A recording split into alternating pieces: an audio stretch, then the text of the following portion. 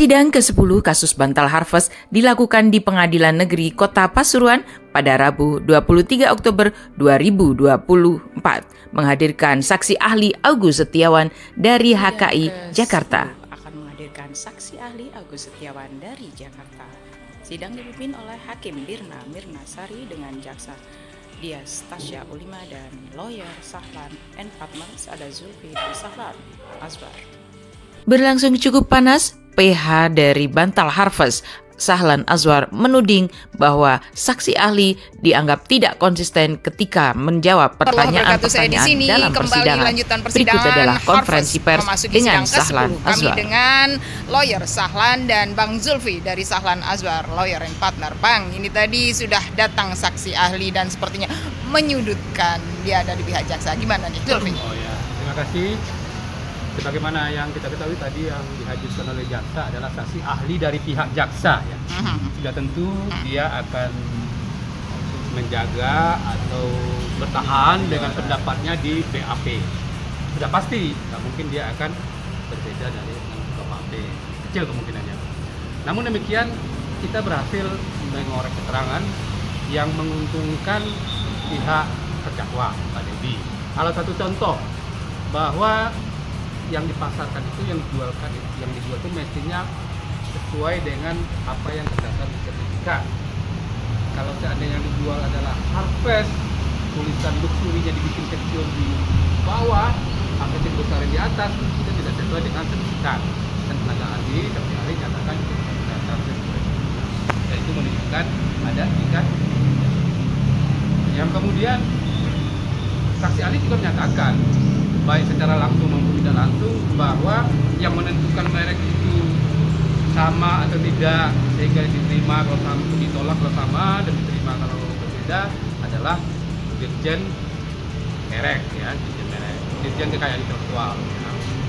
Nah, tadi sudah nyata-nyata disebutkan bahwa antara Harvest Luxury dengan Harvest itu berbeda, karena Harvest dan Harvest Luxury sama-sama terdaftar dalam pasal 21 Undang-Undang nomor 20 tahun 2016. Nyata-nyata dinyatakan bahwa merek itu jika ada persamaan pada pokoknya pasti ditolak.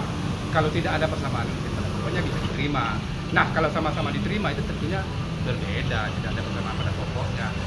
Kan tidak mungkin orang Dirjen Kekayaan Intelektual melanggar pasal 21 undang-undangnya sendiri, kan nggak mungkin. Nah, itu sudah jelas bahwa Harvest Luxury dan Harvest itu berbeda. Dan yang berhak menyatakan itu adalah Dirjen Kekayaan Intelektual. Itu saksi ahli sendiri menyatakan. Jadi sebenarnya sudah jelas legal standing-nya itu tidak ada. Sedangkan kenapa perkara ini jadi berlarut-larut seperti yang saya sampaikan di ruang sidang ini, melibatkan jaksa, PTN, segala macam. Ya karena saksi ahli tidak tegas dari awal menyatakan bahwa Harvest Luxury, pemilik Harvest Luxury tidak punya legal standing untuk melaporkan. Seandainya dia tegas dari awal menyatakan di BAP bahwa Harvest Luxury tidak punya legal standing untuk melaporkan Harvest, tidak perlu negara keluar uang banyak membayar jaksa, membayar hakim, pra-peradilan segala macam. Bang, tadi disebutkan bahwa Harvest Luxury itu dianggap punya legal standing karena punya sertifikat. Tadi juga sempat saya dengarkan bahwa antar Harvest, pemilik Harvest bisa saling gugat. Bagaimana itu? Ya, legal standing itu satu, majelis dalam putusan majelis hakim yang bisa tadi kita jadikan jurisprudensi ya Pak, perkara nomor 53 tahun 1972 itu menyatakan sebelum merek itu dinyatakan sama atau sebelum dinyatakan merek itu boleh melaporkan ya punya legal standing, harus dibuktikan dulu ada persamaan pada pokoknya atau tidak, baru dia jelas punya legal standing atau tidak. Ini sudah jelas-jelas tidak sama. DJKI sendiri menyatakan begitu, di PDKI sekali pun bisa dilihat bahwa itu sama-sama terdaftar, berarti tidak punya legal standing gitu ya. Itu mestinya tidak ada hak untuk melapor. Jadi bukan hanya asal punya sertifikat, siapa saja bisa melapor. Banyak sekali orang punya sertifikat, langsung melapor, lapor dengan dasar dia punya sertifikat. Harvest Luxury melaporkan Harvest apa, melaporkan Luxury apa dengan dasar dia punya sertifikat. Polisi menerima, langsung ke kejaksaan, langsung ke pengadilan. Aduh, dengan dasar itu sia-sia sekali negara mengadakan Dirjen DJKI ya, untuk wilayah. Kita beralih ke Bang Sahlan nih. Wah, Bang Sahlan dari tadi diingatkan sama hakim soal terlalu keras pakai bahasa diksi. Oke, Bang. Kira-kira mau apa nih yang disampaikan? Baik, saya coba dengan bahasa yang halus ya. Terima kasih. Terus yang pertama, hakim tadi sudah mengingatkan kepada jaksa untuk lebih profesional lagi. Karena untuk hari ini seyogyanya ada 2 ahli, namun yang diperiksa hanya 1 ahli. Ahli ke depan juga minta diperiksa lewat Zoom. Kami berkeyakinan kalau memang jaksa itu tidak bisa untuk menghadirkan saksi-saksi ahli, dari awal jangan dibawa kasus ini ke meja hijau. Jangan disidangkan kalau memang tidak siap. Kita sudah menyiapkan diri, datang jauh-jauh, rasanya tidak maksimal karena 1 ahli saja. Hakim juga sudah menegur itu, dan kemarin setahu kami sudah kesempatan terakhir, namun ternyata karena alasannya itu dibenarkan, maka diberikan 1 kesempatan lagi pada Rabu besok yang pertama. Yang kedua, sampai dengan sejauh ini perkara ini jaksa tidak bisa membuktikan ya secara fakta kasus ini memang memiliki unsur pidana. Itu pada prinsipnya, karena memang ada beberapa hal.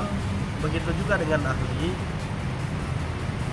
merek itu sudah lebih dahulu didaftarkan oleh terdakwa, walaupun pada akhirnya tertolak, namun itikat baik pada merek itu masih melekat sampai dengan pada akhirnya diterima. Nah, walaupun prosesnya berlarut, tapi pada akhirnya kan diterima merek itu yang pertama. Maka sebagaimana dijelaskan tadi dalam persidangan ada beberapa hal. Pertama soal legal standing, jaksa memang dari awal tidak mempunyai legal standing, karena yang punya legal standing untuk membawa kasus ini adalah Andri Wongso. Yang pertama. Yang kedua, persamaan pada pokoknya tadi itu tidak bisa dibuktikan. Yang katanya tadi dibuktikan antara kita dengan kita agak pembeda harvest, tapi dengan yang lain tidak ada harvestnya. Bahwa ini katanya dirubah. Maka kita cukup sayangkan ahli yang seperti itu tidak konsisten dengan perkataannya. Ketika dibilang harvest ini dengan harvest ini sama, misalnya dengan harvest yang lain juga sama, tapi ini dinyatakan tidak sama ya. Makanya hakimnya bilang ya sudah, kalau memang nggak setuju dengan ahli ini, ahli lain juga boleh, kan begitu ya. Kita cukup menyayangkan, beliau itu PNS yang digaji oleh negara, harusnya yang berperilaku etika PNS jujur, kok tidak bisa konsisten seperti itu. Kita cukup sayangkan, harusnya beliau konsisten dengan pendapatnya. Kalau memang harvest itu adalah satu kesatuan, yang kita punya harvest tentu juga dilindungi oleh hukum. Itu yang ingin kita sampaikan. Begitu juga dengan persamaan pada pokoknya dan lain sebagainya, sampai pada akhirnya kita berkeyakinan kasus ini tidak layak untuk diproses, dan sangat kita sayangkan kenapa terjadi sampai proses yang seperti ini, menghabiskan uang negara dan lain sebagainya. Mestinya ke depan jadi pembelajaran baik kepada teman-teman kepolisian, teman-teman jaksa, menerima kasus harus dipilah terlebih dahulu. Kalau misalnya nanti ini muaranya akan menyengsarakan rakyat dan akan menghabiskan uang negara seperti ini, mending ditolak atau ditiadakan atau di SP3 ya, karena ini sudah menjadi perhatian terutama di lingkup Pasuruan, Kota Pasuruan dan Jawa Timur ya. Kasus ini sudah diperhatikan dengan berbagai laporan-laporan kita. Mudah-mudahan ke depan kita juga akan bawa ranah ini ke Perdata dengan cara niaga, agar betul-betul siapa sebetulnya pemerek harvest ini, atau untuk menyatakan kalau ada sesuatu yang perdata maka pidananya mestinya ditangguhkan. Maka kita berpikir ke depan kita akan ajukan gugatan perdata sehingga kasus ini betul-betul onslah ya, atau tertunda, atau tidak dipending, atau karena ada proses perdata maka pidananya ditangguhkan. Ada beberapa hal dari kita. Satu, kita sudah punya harvest, mestinya onslah karena sudah sama-sama harvest. Yang kedua, kalau misalnya ini masih dirasa kurang kuat, kami akan coba upaya niaga, yang mana muara dari niaga ini satu, kepastian yang punya, kedua soal ganti rugi kita, yang ketiga soal kalau kita melakukan perdata maka pidananya ditangguhkan, dengan kita mendaftar perdata nantinya maka pidananya akan gugur. Itu harapan kita dan kita akan lakukan pada secepatnya. Itu yang dapat kami sampaikan. Terima kasih teman-teman. Dan istilah tadi Bangsalan menyebutkan nasi pecel dengan nasi padang, itu menarik, Bang. Oh ya, baik. Itu poin menarik. Iya. Itu gimana penuturannya, Bang? Pada awalnya beliau menyatakan barang yang tidak terdaftar itu ilegal. Secara undang-undang orang itu boleh dipidana. Ini kan menjadi unggahan bagi kita ya, terutama praktisi hukum. Apalagi beliau yang digaji oleh negara. Masuk kita juga ingin gugah beliau itu. Sebetulnya beliau itu sehari-hari melakukan tindakan legal apa ilegal sebetulnya. Begitu juga dengan makan misalnya. Apakah beliau makan itu memang di merek yang sudah terdaftar atau bukan?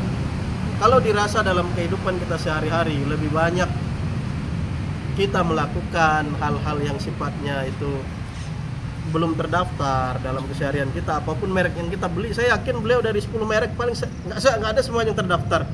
Saya lihat juga barang beliau nggak ada yang branded tadi mestinya. Ya, bukan itu maksudnya. Cuman lebih ke arah yang dipakai sehari-hari juga terdaftar, makan sehari juga terdaftar. Jadi jangan mengkonotasikan sesuatu yang belum terdaftar itu jelek, itu nggak boleh. Itu poinnya kita. Ini sudah sidang Bang Asurban, tadi sudah mendengarkan saksi ahli dan saya pikir sudah cukup menyudutkan para pelaku UMKM yang tidak mempunyai merek, apalagi yang sudah ditolak tidak boleh beredar. Bagaimana Asurban menyikapi kasus ini karena Anda membawahi banyak UMKM dengan merek yang tidak terdaftar? Kembali lagi, intinya Asurban tetap mendukung dan mengawal sampai menang. Sebenarnya seharusnya ya saksi ahli, benar kata Pak Bangsalan, saksi ahli dari pegawai negeri yang digaji oleh negara seharusnya netral, nggak menyudutkan salah satu. Ini tadi jenengan melihat aroma kecondongan? Aroma kecondongan kayaknya. Oke. Saya tambahkan sedikit.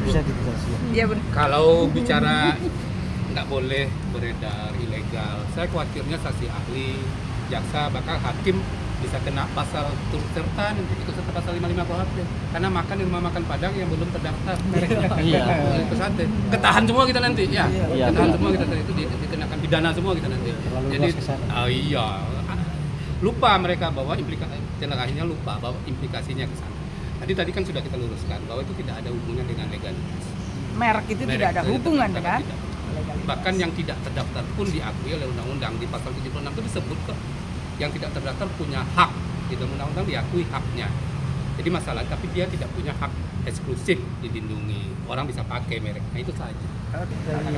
Saksi ahli tentang keahliannya tentang hak kekayaan intelektual khususnya merek. Dia dari Dirjen Kekayaan Intelektual Kemenkumham. Oke. Sebelum makan nasi pecel, Tanya IPDKI dulu. Maka sidang kali ini membuat para UMKM takut akan praktek menjual gitu ya. Oke, satu kata untuk hari ini Bang Sahlan. Baik, kita berkeyakinan perkara ini onslah. Kita berharap jaksa lebih profesional dan kita ke depan akan membela kasus ini dan akan menggugat Alik Pajar. Kita berjuang sampai Pajar betul-betul menyerah. Oke. Dari Pengadilan Negeri Kota Pasuruan dengan Sahlan Azwar dan Asurban.